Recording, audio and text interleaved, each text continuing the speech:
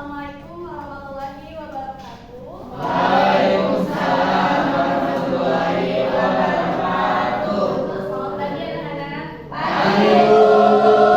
Berjumpa kembali bersama saya Sri Mulyati dari Universitas Siliwangi pada pembelajaran geografi di kelas C. Oke anak-anak, pada pertemuan kali ini kita akan belajar mengenai dinamika atmosfer, subbab terkait karakteristik iklim dan pengaruhnya terhadap aktivitas manusia. Namun sebelum dimulai pembelajaran, mari kita berdoa terlebih dahulu di dalam hati menurut kepercayaan kita masing-masing. Berdoa dulu.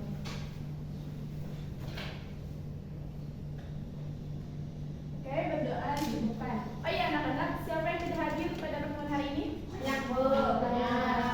Boleh Bu. Iya, karena kursi di sebelah kiri agak kosong. Oke anak-anak, pada pembelajaran kali ini ada kompetisi dasar dan indikator pencapaian. Yang pertama ada kompetisi dasar, yaitu menganalisis iklim di Indonesia dan pengaruhnya terhadap aktivitas manusia. Kemudian indikator pencapaiannya menjelaskan karakteristik iklim di Indonesia.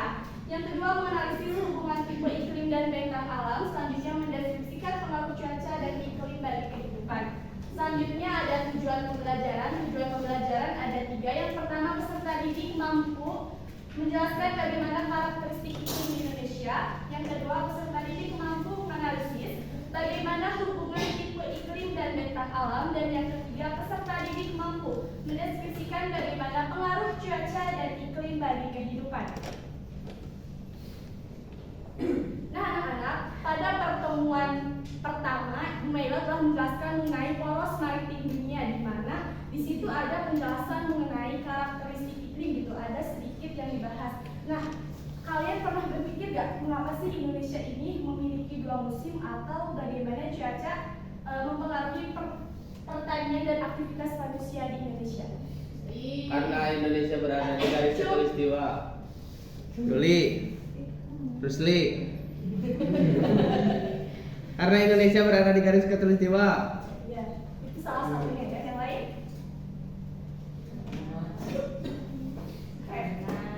Karena teman-teman semua belum ada yang bisa menjawab pertanyaan-pertanyaan tersebut, mari kita jelajahi pertanyaan-pertanyaan tersebut dengan materi yang akan dijelaskan pada pertemuan hari ini. Nah anak-anak, seperti yang kita ketahui bahwa letak astronomis Indonesia ini berada pada 6 derajat lintang utara sampai 11 derajat lintang selatan dan 95 derajat bujur timur sampai 141 derajat bujur timur. Nah anak-anak bisa dilihat ini adalah gambar dari iklim matahari. Nah ini wilayah Indonesia ini berada pada zona iklim tropis, di mana zona iklim tropis ini dimulai dari 0 derajat lintang utara ataupun lintang selatan. Kemudian karena Indonesia ini memiliki karena Indonesia ini terletak pada letak astronomis 6 derajat lintang utara dan seterusnya, sehingga dapat disimpulkan bahwa Indonesia ini berada pada iklim tropis. Hal ini mengakibatkan Indonesia ini mengalami siang hari selama 12 jam dan malam harinya selama 12 jam. Jadi iklim di Indonesia ini setiap harinya itu mendapatkan penyinaran matahari yang cukup.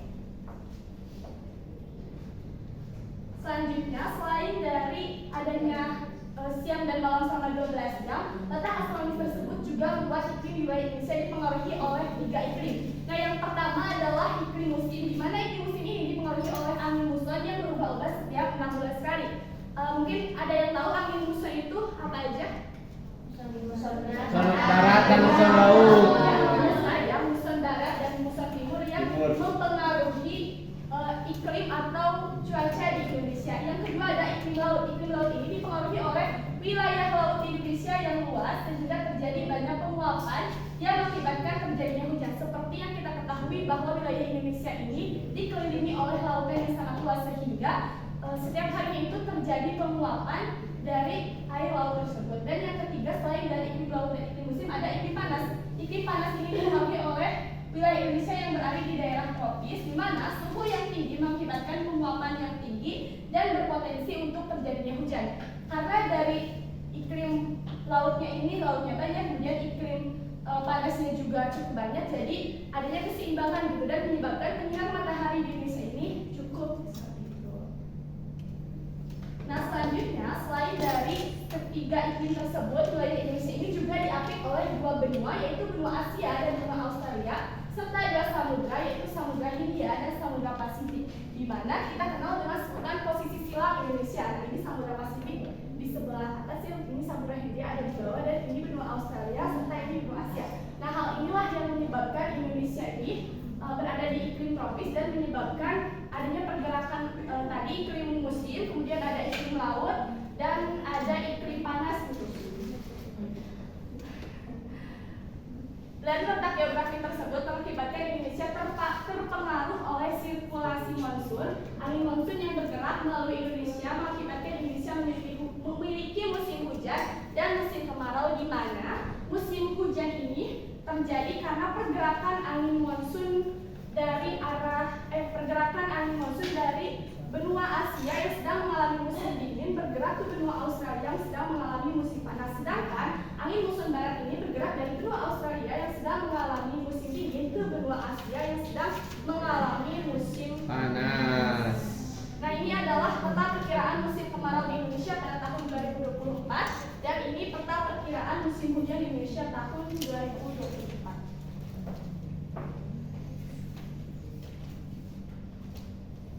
Selanjutnya kita beralih ke hubungan tipe iklim dan bentang alam. Tentu gitu, dalam subjudul tadi ada pengaruh terhadap kehidupan sehari-hari kita. Ini dia, komunitas tumbuhan di suatu daerah dapat menjadi indikator iklim yang paling sensitif, terutama kelembaban dan sinar matahari. Artinya, komunitas tumbuhan yang berbeda menunjukkan iklim yang berbeda.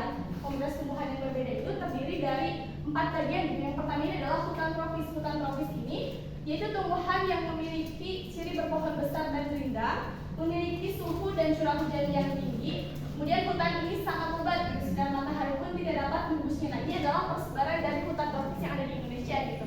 Ada di Pulau Sumatera, Pulau Kalimantan, Pulau Sulawesi, dan Pulau Papua. Kemudian hubungan tipe iklim dan bentang alam yang kedua adalah hutan musim. Hutan musim ini adalah tanaman di hutan musim yang bergantung pada musim, atau kita kenal terdapat di daerah beriklim sedang. Hutan musim disebut juga sebagai hutan meranggas. Mungkin teman-teman di sekitarnya bisa melihat gitu, apabila memasuki musim kemarau, si pohon-pohon itu ada daun-daunnya itu mulai meranggas atau berguguran. Ya, berguguran kayak gitu. Nah, itu dikenal dengan sebutan meranggas gitu. Namun hutan meranggas ini apabila ketika mengalami musim hujan, daun-daunnya ini akan tumbuh kembali. Nah, itu disebut sebagai hutan musim. Hutan musim sendiri persebaran di Indonesia ada di Pulau Jawa dan Pulau Sulawesi. Oke, sampai sini ada yang bertanyakan? Lanjut dulu. Nah, hubungan tipe iklim dan bentang alam yang keempat ini adalah sabana.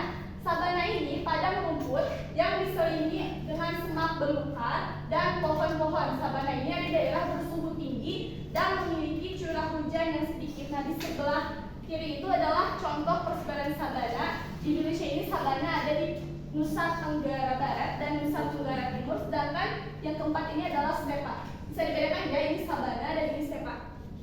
Ya. Stepa ini padang rumput yang tanpa pepohonan, nah tidak ada pepohonan, di daerah yang bercurah hujan sedikit dan bersuhu udara tinggi. Persebarannya itu sebenarnya di Sulawesi itu bukan di Pulau Sulawesinya, tapi di Sulawesi Tengah, dan sebagian dari Nusa Tenggara Barat dan Nusa Tenggara Timur. Itu adalah hubungan tipe iklim dan bentang alam di Indonesia. Bisa kita kaitkan juga gitu, hubungan tipe iklim dan bentang alam di Indonesia ini sama gitu seperti klasifikasi iklim Junghun, di mana klasifikasi iklim Junghun ini mengklasifikasikan vegetasi itu berdasarkan ketinggian gitu. Dari mulai zona yang paling panas, sedang, sejuk, dan dingin. Ini adalah persebaran vegetasi menurut iklim Junghun. Bisa dilihat ya. Dan ini juga ada suhu atau ketinggian dari iklim Junghun tersebut gitu. Jadi ketinggian tersebut mempengaruhi persebaran vegetasi yang ada di Indonesia. Selanjutnya, apa sih pengaruh cuaca dan iklim bagi kehidupan? Nah, cuaca dan iklim adalah faktor yang sangat penting bagi kehidupan manusia karena peranannya yang besar terhadap kehidupan.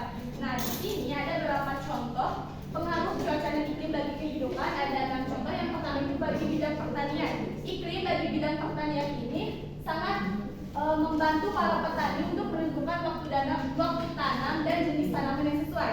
Biasanya petani saat masuk musim hujan, petani itu akan menanam padi. Sedangkan ketika masuk musim kemarau, petani itu akan beralih ke tanaman palawija atau kita sebut atau tenggala dan lain sebagainya gitu.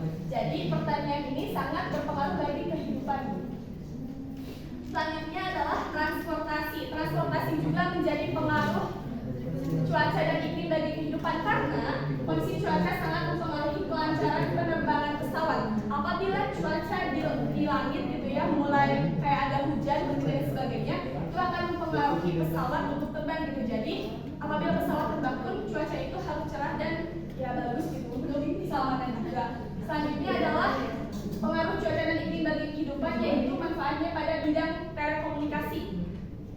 Telekomunikasi ini kondisi cuaca yang kurang baik dapat mengganggu jaringan telekomunikasi. Nah mungkin teman-teman juga merasakan gitu ya, apabila sedang mengalami musim hujan, kemudian badai, aliran dan sebagainya, itu tuh sinyal internet itu suka hilang.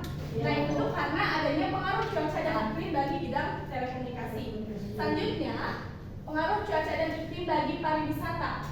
Hal ini juga mempengaruhi dari mulai cuaca cerah, banyak cahaya matahari dan lain sebagainya, udara sejuk, mempengaruhi kondisi atau tempat wisata gitu. Kalau misalkan wisata itu ada hujan atau badai, pengunjung pun tidak akan datang ke wisata tersebut gitu karena cuacanya yang buruk dan lain sebagainya. Selanjutnya ada pengaruh cuaca dan iklim bagi bidang industri. Nah bagi bidang industri ini sebenarnya di Indonesia ini masih banyak industri yang menggunakan sistem tradisional gitu seperti dalam pembuatan bata. Nah industri bata ini sangat bergantung pada penyinaran matahari gitu karena kalau misalkan hujan nanti si batanya itu nggak akan kering seperti itu. Selanjutnya ada sosial dan budaya. Nah sosial dan budaya di sini saya mengambil contoh misalnya seorang nelayan. Bagi nelayan tidak melaut berarti tidak makan. Jadi apabila dalam laut itu mengalami badai, nelayan itu tidak akan bisa pergi ke lautan karena cuaca dan iklimnya itu akan mempengaruhi kehidupannya gitu. Jadi nelayan itu menyebutkan bahwa tidak melaut berarti tidak makan. Seperti itu. Nanti sampai sini ada yang ditanyakan terlebih dahulu? Beda. Oke, mungkin karena materinya juga udah beres gitu, kita akan ada pekerjaan soal dan di sini boleh karena waktu saya lagi 7 menit lagi dalam waktu 5 menit gitu ya, 10 orang tercepat bisa langsung kumpulkan meja saya.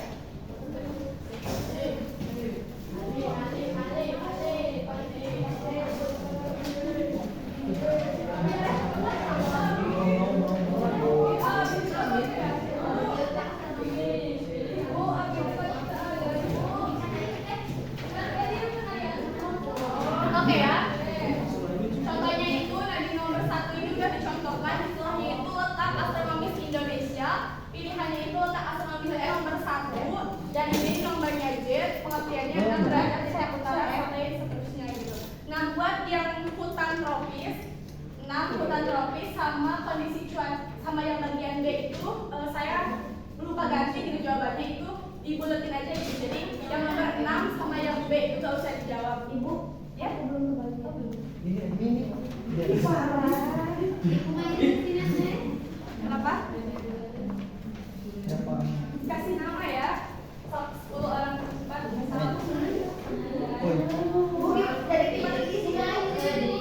Cocokin. Jadi misalkan iklim musim ini pengertiannya banyak industri tradisional, misalkan 2 spasi A. Kayak yang di atas ya.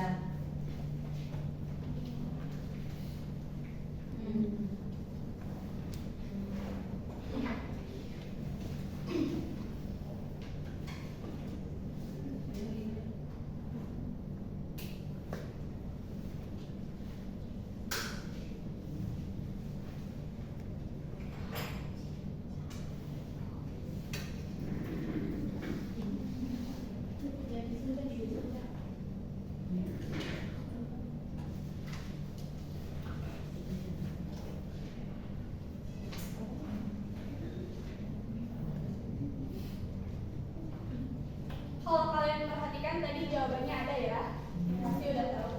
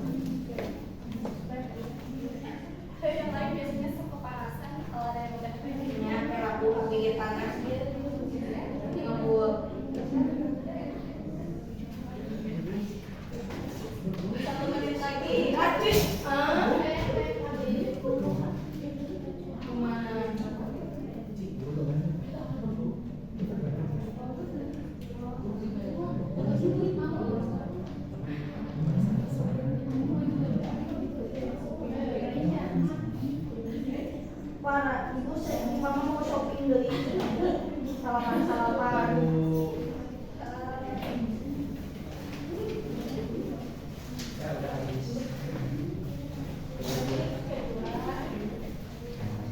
Ya. Ayo, bukan masih ada yang habis. Ayo, sampai habis.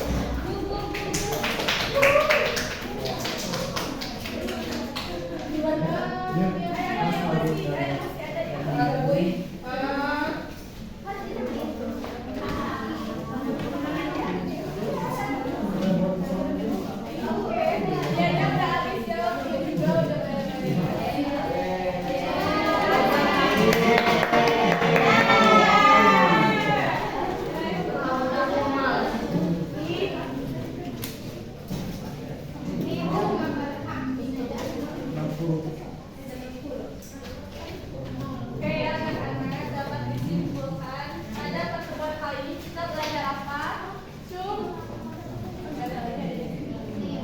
Ada yang mau baca? Adanya nanti kita lihat ya. Jadi kesimpulannya Indonesia ini merupakan salah satu negara yang berada di garis khatulistiwa dan memiliki iklim tropis serta dua musim gitu, yaitu musim hujan dan musim kemarau, di mana iklim dan cuaca tersebut mempengaruhi kehidupan di Indonesia gitu. Dari mulai pertanian, bidang telekomunikasi, kemudian transportasi, industri pariwisata dan sosial budaya. Kemudian iklim dan cuaca ini mempengaruhi hubungan tipe iklim dan bentang alam yang ada di Indonesia. Oke, untuk pertemuan kali ini dicukupkan. Terima kasih untuk antusias anak-anakmu yang telah semangat gitu untuk mengerjakan evaluasinya. Sampai berjumpa kembali di minggu yang akan datang. Ini terima kasih. Assalamualaikum warahmatullahi wabarakatuh.